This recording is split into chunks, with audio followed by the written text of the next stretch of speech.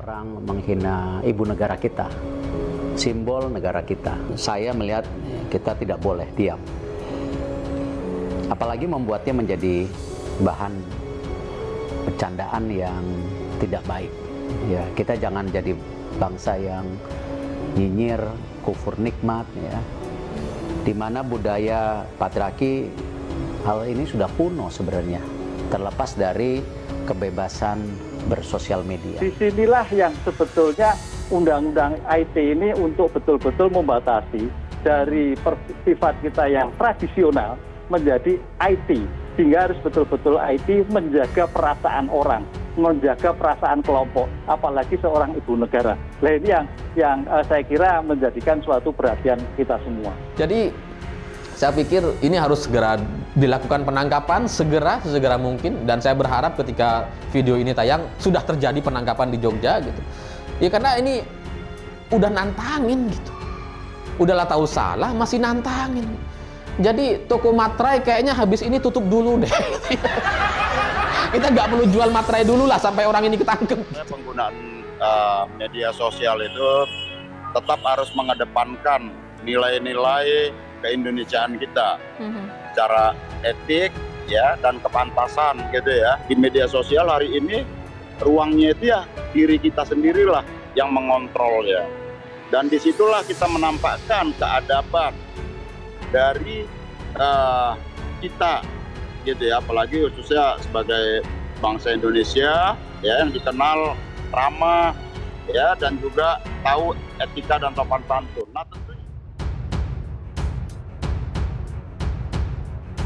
muncul lagi cuitan menghina Iriana Jokowi, disebut seperti tukang jamu. Baru-baru ini netizen Indonesia sedang dibuat geram karena seorang komikus asal Yogyakarta yang melakukan penghinaan terhadap ibu negara Iriana Joko Widodo melalui cuitannya di Twitter. Belum reda kekesalan yang dirasakan oleh netizen, muncul akun Twitter @akun ketiga yang juga melakukan hal yang sama terhadap Iriana Jokowi. Kali ini, pemilik akun tersebut secara terang-terangan menyebutkan bahwa penampilan ibu negara itu seperti tukang jamu. Kalimat tersebut dilontarkan oleh pemilik akun untuk mengomentari foto Iriana Jokowi yang sedang dalam sebuah rapat. Iriana mengenakan kebaya berwarna oranye dengan rambut yang disanggul rapi.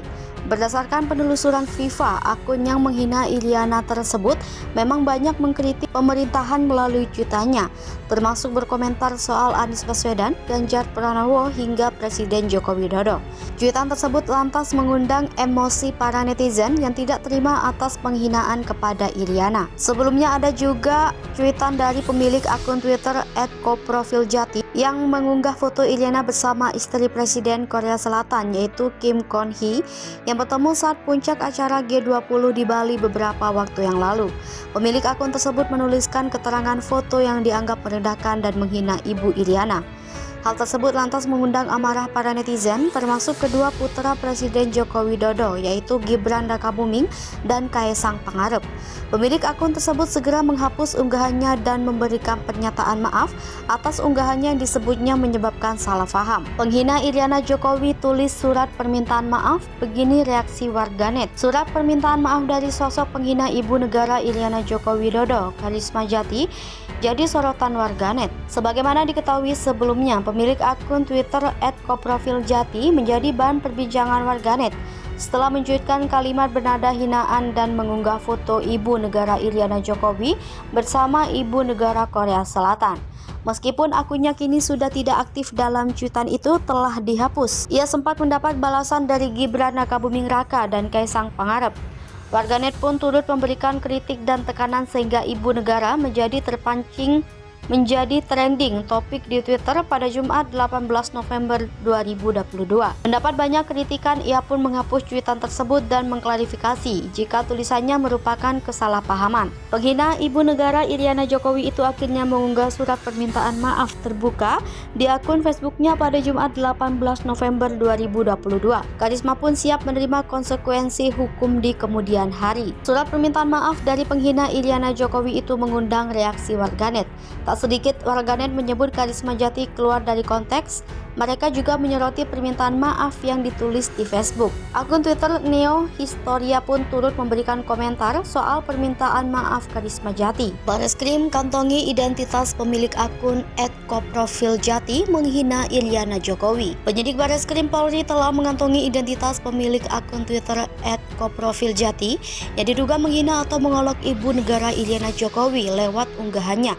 Saat itu, Iryana tengah berpose bersama istri Presiden Korea Selatan di sela-sela kegiatan KTT G20 di Bali. Namun Vivit masih enggan mengungkap identitas asli pemilik akun Twitter @koprofiljati yang telah diidentifikasi tim patroli siber jajaran di Tipit Siber, Bareskrim dan Subdit Siber di Treskrimsus di seluruh Polda se-Indonesia. Oleh sebab itu, Vivit mengimbau kepada seluruh masyarakat agar bijak dalam menggunakan media sosial agar hanya dipakai untuk hal-hal yang positif. Sebelumnya, heboh sebuah akun Twitter dianggap mengolok Iryana Jokowi ketika sedang berfoto dengan istri Presiden Korea. Sebelumnya, heboh sebuah akun Twitter dianggap mengolok Iryana Jokowi ketika sedang berfoto dengan istri Presiden Korea Selatan, Kim Kun Hee. Sambil mengunggah foto tersebut, akun @koprofiljati menyertakan tulisan, "Bi, tolong buatkan tamu kita minum. Baik nyonya," tulis akun tersebut. Sontak unggahan tersebut mengundang beragam respons dari warganet hingga viral, tak terkecuali putra sulung Presiden Jokowi, Kaisang Pangarep, dan gusar dengan postingan tersebut. Meskipun dalam kondisi marah, Kaisang rupanya tidak bertindak berlebihan karena mendapatkan pesan dari sang ibu untuk sabar. Karisma Jati, sosok pengunggah cuitan viral tersebut pun sudah menghapus cuitannya dan meminta maaf melalui unggahan Facebook. Ia juga mengatakan siap menerima dengan lapang dada segala macam hukuman yang adil dan setimpal. Nasdem dinilai kini lebih butuh Jokowi. Tap in, tap out, Transjakarta dilaporkan ke KPK. Keberadaan Partai Nasdem dalam koalisi pemerintahan Presiden Joko Widodo dinilai semakin sulit, yang diduga akibat manuver politik mereka mendeklarasikan Anies Baswedan sebagai calon Presiden 2024. Selain itu, langkah Nasdem yang mencoba menjalin koalisi dengan Partai Demokrat dan Partai Keadilan Sejahtera yang merupakan oposisi turut menyulitkan posisi mereka dalam koalisi. Sementara itu, kebijakan tap in tap out Transjakarta dilaporkan ke Komisi Pemberantasan Korupsi karena ditengarai terindikasi korupsi. Kebijakan itu diduga merugikan masyarakat pengguna Transjakarta hingga mencapai 1,6 miliar rupiah per hari. 1. Kini Nasdem lebih butuh Jokowi daripada Presiden butuh Nasdem.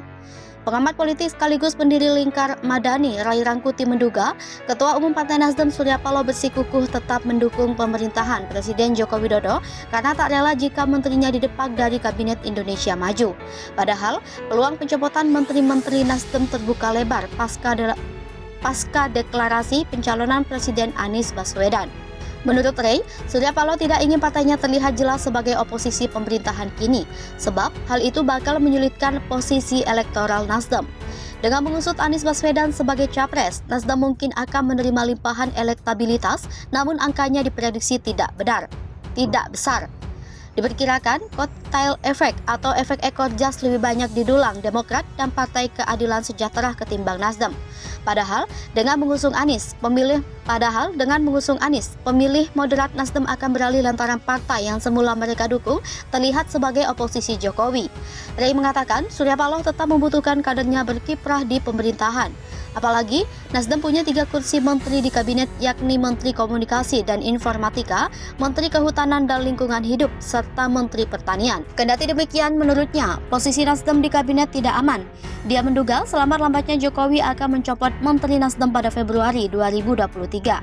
Dari 3 kursi, sosok Menkominfo Johnny G. Plate akan Menteri dan Menteri Pertanian Syahrul Yassin Limpo memungkinkan diganti. Sementara Menteri LHK Siti Nurbaya mungkin dipertahankan karena kinerjanya baik. Ray menilai, Jokowi butuh ketenangan untuk menyelesaikan sisa masa jabatannya hingga 2024 mendatang. Sementara, keberadaan Nasdem di pemerintahan terus menuai pro dan kontra setelah deklarasi pencapresan Anies Baswedan. 2. Tap in tap out. Transjakarta dilaporkan ke KPK diduga ada kerugian 1,6 miliar rupiah per hari. Pemotongan saldo penumpang bus Transjakarta lewat tap in dan tap out ditengarai ada indikasi korupsi. Hal ini kemudian dilaporkan ke Komisi Pemberantasan Korupsi. Musa M. Yus, anggota Dewan Transportasi Kota Jakarta, memperkirakan kerugian yang harus ditanggung masyarakat mencapai 1,6 miliar rupiah per hari. Pasalnya, ada pemotongan ganda yang dilakukan Transjakarta terhadap saldo penumpang saat masuk dan keluar.